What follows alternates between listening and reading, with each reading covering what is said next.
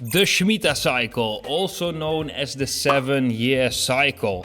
Have you ever considered yourself where the phrase a sabbatical year comes from? It is coming from this cycle. And what it basically shows us, guys, and this is a biblical cycle, it is written in the Bible, it is written in the Torah. It is actually crazy how accurate this cycle is, while it's actually coming basically from religious books. But most people know the meaning of taking 1 year off and focusing on something else, right? That is a sabbatical. When someone goes to college or they finish college and they say like, yeah, what are you going to do next year? And someone is going to say, yeah, I'm going to take a sabbatical. It basically means that it's going to stop working or going to stop school and just traveling for 1 year, something like that. But the phrase actually comes from the Torah, and it is the 7th year of a 7-year agricultural cycle. But it's funny because it's not only agricultural, it is actually based on our life on the planet, on all life forms, and it's not only based on agriculture. And I will show you the evidence why. So, how can someone use the Shemitah cycle from the Torah for price predictions in the regular financial markets? Well, actually this thing became famous after the book The Mystery of the Shemitah in 2014 by Jonathan Ken. And guys, I can tell you a little bit about my personal experience with this cycle. I've made a video about this back in 2020 where I basically said like, okay, the stock market will top in September 2021 and we are going to see a 1-year bear market. And that is exactly what happened. And I was actually quite shocked because I've analyzed this quite often and I've seen a lot of evidence where we actually see that sabbatical year, the 7th year of that cycle, and prices just go down during that year. There are no significant rallies, there is no bull market, it's just a bear market or a stagnation in the rally. And I was quite blown away by that fact. Very blown away because it has been so accurate. And let me give you some examples, okay? The chart of the S&P 500 and the Shemitah years. What are some like nice or actually famous recessions, not so nice actually, that occurred during a Shemitah year, the 7th year of the 7-year cycle? First of all, we got 1916 and 1917. The stock market dropped by 40% and many European countries are suffering an economic collapse during that year. We got 1930 and 1931. I guess you know this number already. This is the Great Depression. This is the worst financial crisis in human history. 1937 till 1938 we had a global recession. 1979 till 1980 we had a global recession.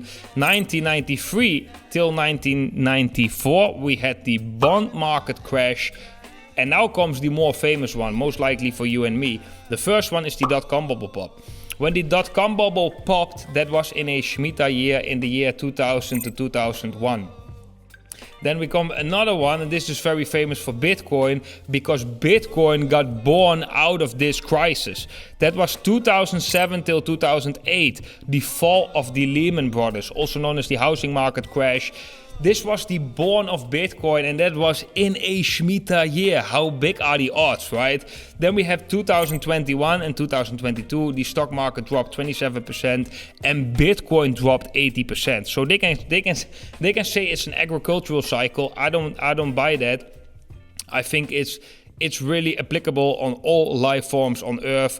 And just like we have a Sunday in the week, which is the 7th day of the week, where you're actually not allowed to work, which I'm doing because I'm recording this video on a Sunday.